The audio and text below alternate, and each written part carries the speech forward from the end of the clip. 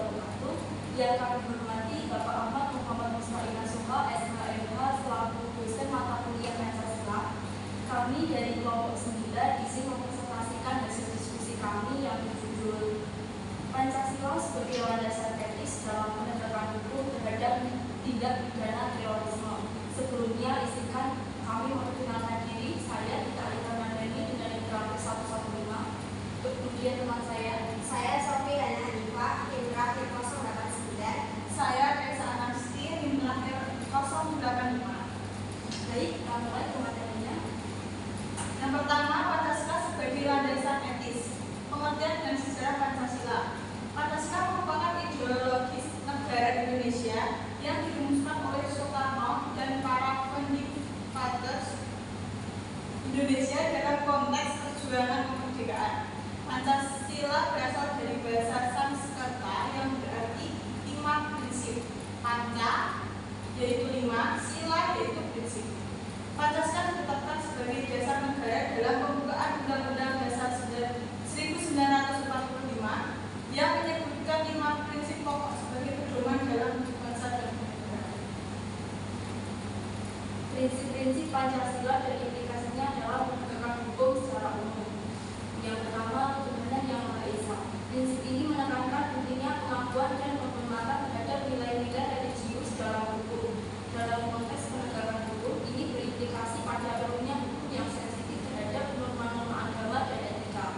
Dalam pandangan internasional, hal ini relevan dengan teori hukum yang mengintegrasikan nilai-nilai moral dan religius dalam sistem hukum. Yang kedua, kemanusiaan yang adil dan beradab. Prinsip ini menegaskan pentingnya persatuan dalam keberagaman dan kesatuan bangsa. Dalam penegakan hukum, hal ini berarti menghindari diskriminasi dan menjaga kohesi sosial. Standar internasional mendukung penerapan hukum yang adil dan tidak diskriminatif untuk memelihara persatuan sosial. Selanjutnya, Persatuan Indonesia. Prinsip ini menegaskan pentingnya persatuan dalam keberagaman dan kesatuan bangsa. Dalam penegakan hukum, hal ini berarti menghindari diskriminasi dan menjaga kohesi sosial. Standar internasional mendukung penerapan hukum yang adil dan tidak diskriminatif untuk memelihara kesatuan sosial. Kerakyatan yang dipimpin oleh hikmat kebijaksanaan dalam permusyawaratan perwakilan. Prinsip ini menekankan demokrasi yang partisipatif dan bijaksana dalam pembuatan keputusan hukum. Di tingkat internasional, prinsip ini sejalan dengan norma-norma demokrasi dan transparansi dalam sistem hukum.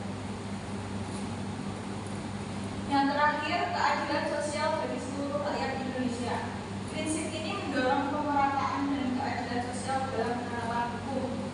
Dalam konteks internasional, ini mencerminkan prinsip keadilan sosial dan penghapusan kemiskinan dalam rangka kehidupan. Selanjutnya adalah karakteristik tindak pidana terorisme dan tantangan dalam penegakannya. Yang pertama, karakteristik tindak pidana terorisme. Ada motivasi ideologis dan politik. Tindak pidana terorisme seringkali didorong oleh ideologi politik, agama, atau sosial yang ekstrem. Kelompok teroris menggunakan kekerasan untuk mencapai tujuan politik atau ideologis mereka, seperti memulihkan pemerintahan atau mendirikan negara berbasis agama. Motivasi ini membedakan terorisme dari kejahatan biasa yang biasanya tidak memiliki tujuan politik yang mendalam. Yang kedua, penggunaan kebebasan dan ancaman, kekerasan dan ancaman. Terorisme melibatkan penggunaan kekerasan yang dirancang untuk menciptakan ketakutan dan kepanikan dalam masyarakat. Teknik ini seringkali melibatkan serangan yang tidak hanya bertujuan untuk menyebabkan kerusakan fisik, tetapi juga untuk menanamkan rasa takut secara luas. Serangan teror seringkali dilakukan secara tidak terduga, menjadikannya sulit untuk diprediksi dan dicegah. Yang ketiga, target sipil dan infrastruktur. Terorisme cenderung menargetkan sasaran sipil dan infrastruktur kritis untuk memaksimalkan dampak psikologis dan sosial, seperti serangan terhadap tempat umum, fasilitas transportasi, dan gedung pemerintah adalah hal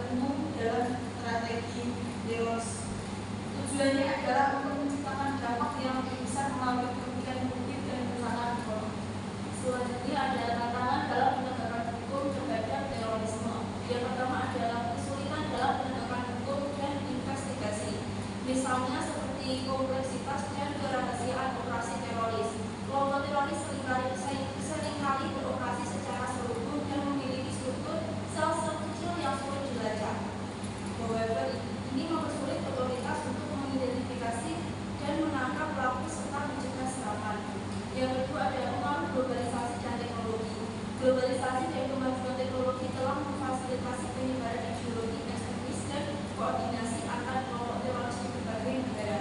Internet dan media sosial menjadi alat utama untuk rekrutmen dan propaganda yang mempersulit penegakan hukum internasional dan kerjasama lintas batas. Yang ketiga, perspektif hak asasi manusia. Hukum terhadap terorisme seringkali menimbulkan konflik dengan hak asasi manusia. Upaya penegakan yang agresif dapat menimbulkan pelanggaran hak-hak dasar seperti hak atas kebebasan dan perlakuan manusiawi. Memastikan bahwa tindakan penegakan hukum tidak melanggar standar hak asasi manusia adalah tantangan yang besar. Yang keempat, kerjasama internasional dan sumber daya. Terorisme adalah ancaman global yang memerlukan kerjasama internasional yang efektif. Namun, perbedaan dalam kebijakan sumber daya dan prioritas antar negara dapat menghambat upaya kolektif untuk memerangi terorisme. Membangun mekanisme kerjasama yang solid dan berbagi informasi lintas negara merupakan tantangan berkelanjutan. Pancasila dalam konteks penegakan hukum terorisme.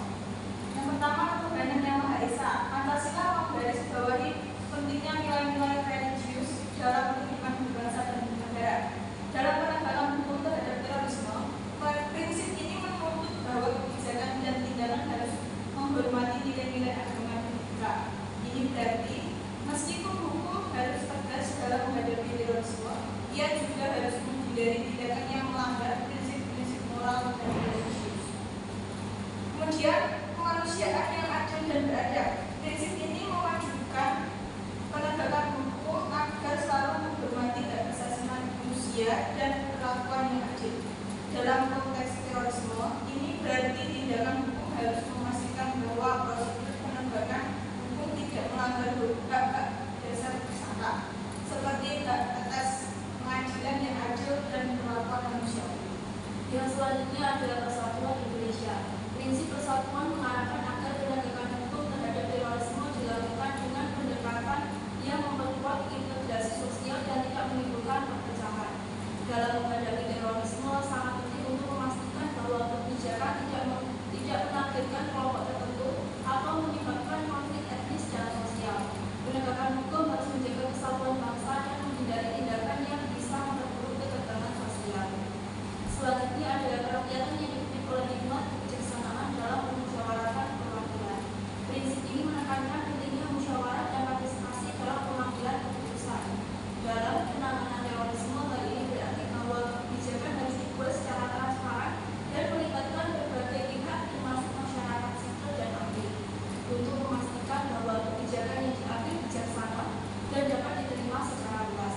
Ini juga mendorong penggunaan pendekatan berbasis konsensus dan dalam merumuskan strategi anti terorisme. Selanjutnya, keadilan sosial bagi seluruh rakyat Indonesia. Prinsip keadilan sosial mendasari perlunya penegakan hukum yang tidak hanya adil tetapi juga merata, memastikan bahwa semua lapisan masyarakat, terutama yang paling rentan, tidak terabaikan. Dalam konteks terorisme, ini berarti bahwa penegakan hukum harus berfokus pada upaya pencegahan yang mengurangi ketidakadilan sosial dan mencegah marginalisasi yang dapat memicu radikalisasi. Studi kasus terbaru dan penerapan prinsip Pancasila dalam penegakan hukum terhadap terorisme. Kasus penanganan terorisme di Indonesia tahun 2023 sampai 2024. Latar belakang kasus yaitu pada tahun 2023 Indonesia menghadapi peningkatan kasus terorisme terkait dengan kelompok ekstremis yang mencoba merekrut anggota baru dan melakukan serangan di berbagai wilayah. Salah satu kasus penting adalah operasi penangkapan dan penegakan hukum terhadap anggota kelompok terorisme yang terlibat dalam perencanaan serangan di Jakarta dan sekitarnya. Kelompok ini dikenal dengan nama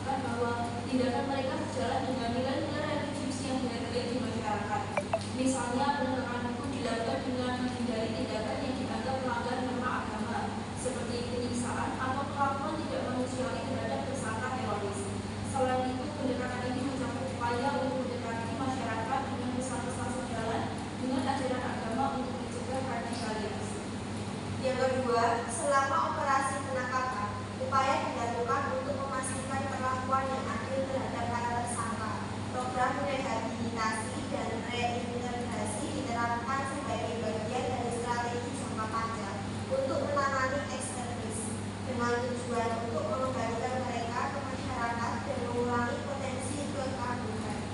Pendekatan ini sejalan dengan prinsip Pancasila untuk perlakuan manusia yang adil. Yang ketiga adalah operasi penangkapan ini sangat penting untuk menjaga persatuan dan mencegah perpecahan sosial. Upaya dilakukan untuk memastikan bahwa tindakan hukum tidak memperburuk ketegangan etnis atau agama. Pemerintah mengadakan dialog publik dan sosialisasi untuk menjelaskan langkah-langkah penegakan hukum dan mencegah misinformasi yang dapat memperburuk situasi.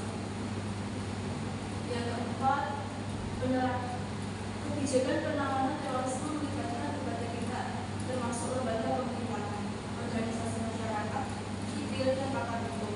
Musyawarah dan konsultasi dilakukan untuk memastikan kebijakan yang diterapkan bijaksana dan dapat diterima oleh berbagai lapisan masyarakat. Hal ini mencerminkan prinsip musyawarah dan partisipasi dalam pengambilan keputusan. Yang terakhir, penegakan hukum terhadap terorisme juga mencakup upaya untuk mengurangi ketidakadilan sosial yang dapat memicu radikalisasi. Program-program yang mendukung masyarakat marginal dan meningkatkan kesejahteraan sosial di daerah rawan radikalisasi diimplementasikan untuk mengatasi akar penyebab ketidakadilan sosial yang dapat mendasari terorisme. Kesimpulannya, penerapan Pancasila dalam penegakan hukum terhadap tindak pidana terorisme di Indonesia menekankan integrasi nilai-nilai kemanusiaan, keadilan sosial, dan hak asasi manusia.